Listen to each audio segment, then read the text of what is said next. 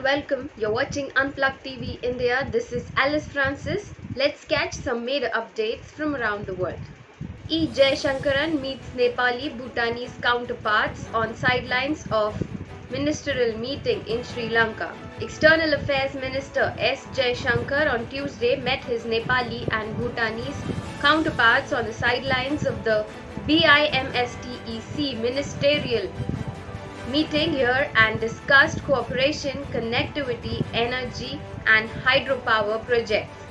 Jaishankar on Tuesday participated in the 18th BIMSTEC ministerial meeting in Colombo and said that the member states must collectively combat terrorism and violent extremism as he emphasized India's commitment to intensify expanse areas of cooperation, especially connectivity, energy and maritime. This is the first visit to the island nation since India extended an economic relief package to bail Sri Lanka out of the current economic crisis. Besides India and Sri Lanka, the BIMSTEC comprises Bangladesh, Myanmar, Thailand, Nepal and Bhutan. Indian Youth Congress members launched protest over hike in fuel prices. The member of the Indian Youth Congress on Tuesday staged a protest against the central government over the rising hike in fuel and LPG prices. On Tuesday, the fuel prices again saw a hike of 80 paisa in petrol and 70 paisa in diesel, following which the Indian Youth Congress members protested outside the Petroleum Minister's office in Delhi against the hike in fuel prices for the 7th day in a row. The workers protested in a unique way as they were seen carrying placards and matkas. Congress leaders have been protesting against the BJP government for constant increase in fuel prices. The protest, named as Mehengai Mukt Bharat Abhiyan, is scheduled on March 31.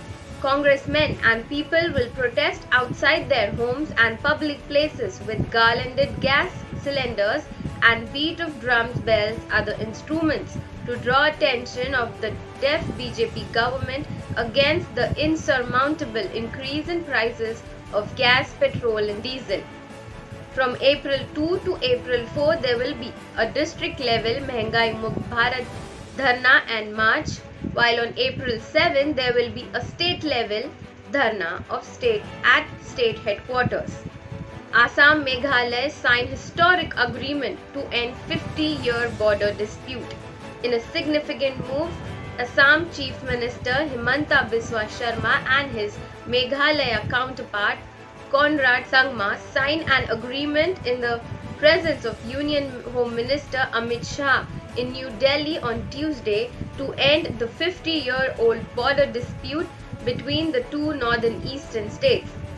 Taking to Twitter, Amit Shah called the signing of the interstate boundary settlement a historic move for the northern east. The long-standing land dispute was sparked in 1972 when Meghalaya was carved out of Assam. The border issues came about as a result of different readings of the demarcation of boundaries in the initial agreement for the new state's creation. Ahead of the agreement signing, the two CMs reportedly had a final round of discussion with the Ministry of Home Affairs. PM Modi addresses BJP leaders, tell them to take up social justice work.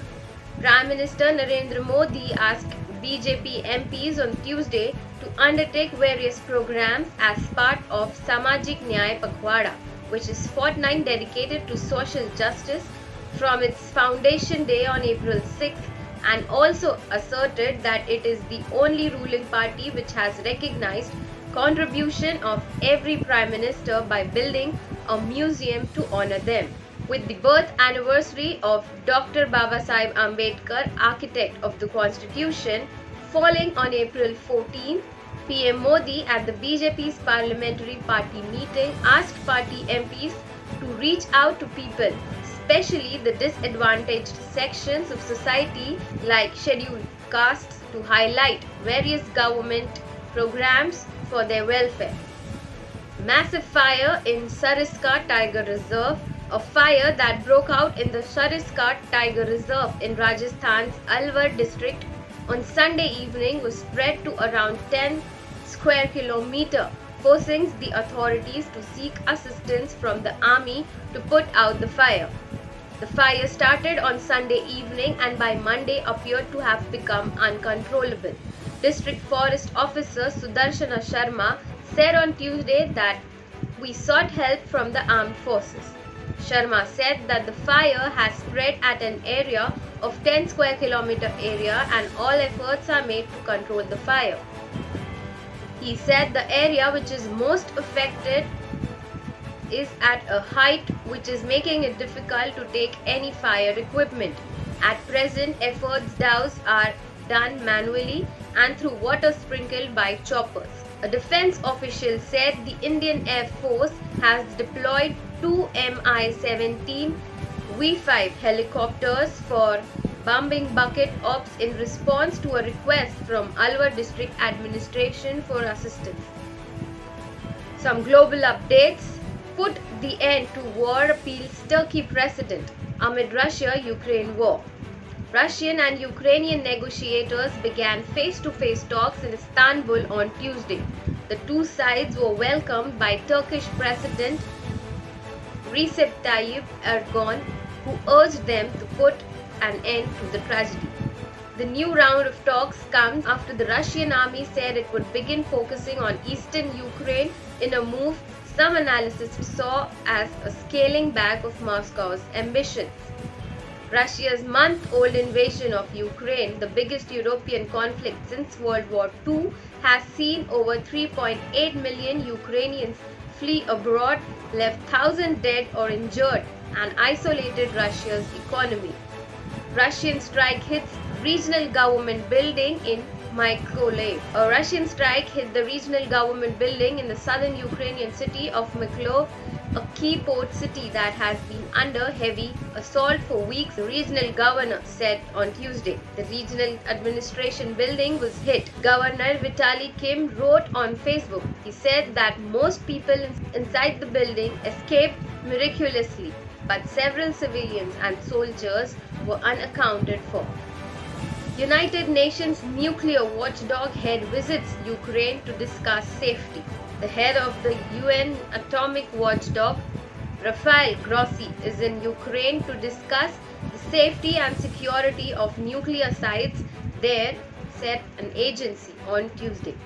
This is Grossi's first visit to Ukraine since Russia seized several nuclear facilities, including Chernobyl, as part of its war in Ukraine. Grossi is holding talks with senior government officials and will travel to one of Ukraine's nuclear power plants, the International Atomic Energy Agency said in a statement. It did not specify which plant, just crossed the border into Ukraine to start IAEA's mission. Grossi tweeted, "We must act now to help prevent the danger of a nuclear accident." Russia postpones military service for IT specialists. Russia on Tuesday temporarily exempted young IT workers from military services after an exodus of programs following Moscow's military operation in Ukraine. Military service is compulsory in Russia for men aged between 18 and 27. Many try to evade service through medical or educational exemptions, while some simply ignore the summons. Men aged 27 and under who work in IT companies can get a postponement of their military service, according to a decree published on a governmental portal. Thank you for watching Unplugged TV India. Please hit like, subscribe and share, and also do comment. This is Alice Francis signing off.